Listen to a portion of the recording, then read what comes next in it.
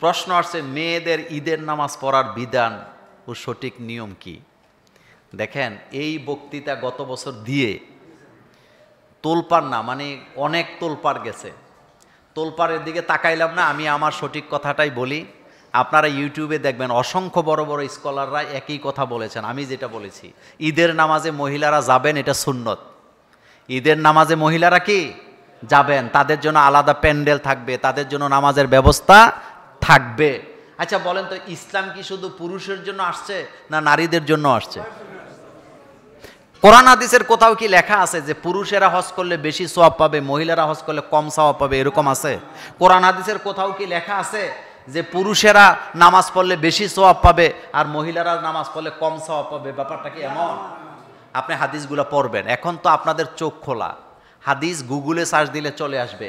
রাসূলের যুগে নারীরা ঈদগাহে নামাজ আদায় করতেন, রাসূল তাদের কাছ থেকে টাকা কালেকশন করতেন এবং নারীরা সেখানে যেতেন, বাচ্চাদেরকে নিয়ে যেতেন, বাচ্চাদের কান্না আসতো, প্রত্যেক মায়েরা তাদের বাচ্চাদেরকে নিয়ে ঈদগাহে যেতেন, তারা সেখানে দান করতেন, রাসূলুল্লাহ তাদের কাছ থেকে দান গ্রহণ করতেন। এটা হলো ঈদের আনন্দ।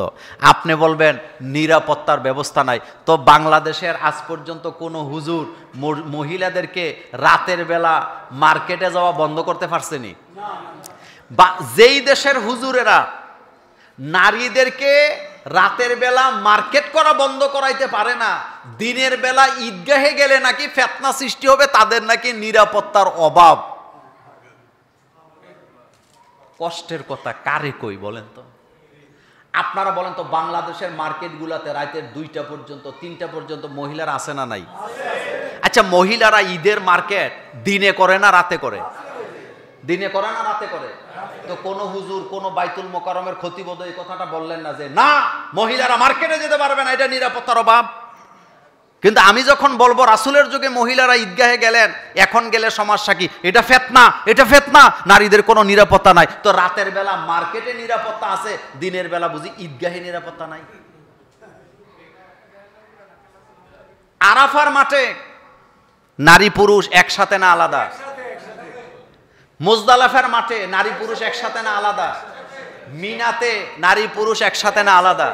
তা আপনি বলবেন ওইটা তো মক্কা মদিনা, তো আমি যে ঈদগাহে যাচ্ছি, আমরাও তো ঈদগাহে সবাই মুসল্লি যাইতেছি, এখানে কি আমরা এমন কোন লোক কি যাচ্ছে যারা নারীদের ওন্না ধরে টান দিবে? আমি যে ঈদগাহে নামাজ পড়াই সেখানে নারীরাও নামাজ পড়ে, কই কোনোদিন তো শুনি নাই যে নারীদের ওন্না ধরে কেউ টান দিছে। এরকম সাহস তো কেউ করার কথা না।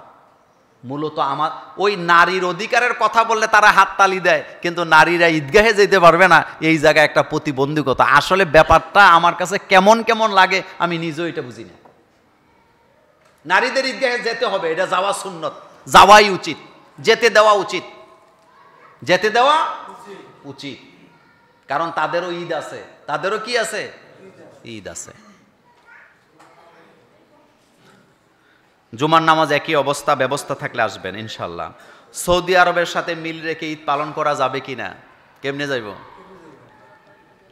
সৌদি আরবের সাথে কি আমাদের সময় মিলে? আমেরিকার সাথে আমাদের সময় মিলেনি। আমাদের এখন বাজে কয়টা বলেন তো? 1:14। আমেরিকাতে এখন রাইতের 1:14। তো আমেরিকার তারা যদি বলে বাংলাদেশের মুসলমানেরাও তো আমাদের ভাই, আমরা আমেরিকার মুসলমান, তাদের সাথে মিলে মিলে আমরা জুমা পড়াম, তাদের নামাজ হইব নি? আচ্ছা, আমাদের এখন বাজে 1টা, এখন যদি সৌদি আরবের তারা আমাদের সাথে মিলাইয়া জুমা পড়ে, তাদের জুমা হইব নি? সময়ের কোনো মিল নাই। আমাদের দেশে চাঁদ উঠে না যেদিন সৌদি আরবের উঠে, আবার আমাদের সৌদি আরবে সেদিন চাঁদ থাকে না যেদিন আমাদের দেশে থাকে। চাঁদের সর্বশেষ তারিখে আমাদের দেশের মানচিত্রে চাঁদ থাকে, কিন্তু সৌদি আরবের মানচিত্রে চাঁদ থাকে না। এই জন্য চাঁদের হিসাবটা 29 এবং 30-এ যায়। সৌদি আরবের সাথে মিলাইয়া হজ করার বা আর কি বলে ঈদ করার কোনো সুযোগ কি নাই, রোজা রাখারও কোনো সুযোগ নাই। কারণ হাদিসের মধ্যে সমস্ত বিশ্বের মুসলমানকে একই দিনে ঈদ কি বলে ঈদ করা, রোজা রাখার কথা বলা হয় না। রাসূল বললেন চাঁদ দেখে রোজা, চাঁদ দেখে ঈদ, চাঁদ দেখে রোজা, চাঁদ দেখে রোজা ভঙ্গ করা। এই জন্য মিলাইয়া করার কোনো সুযোগ নাই।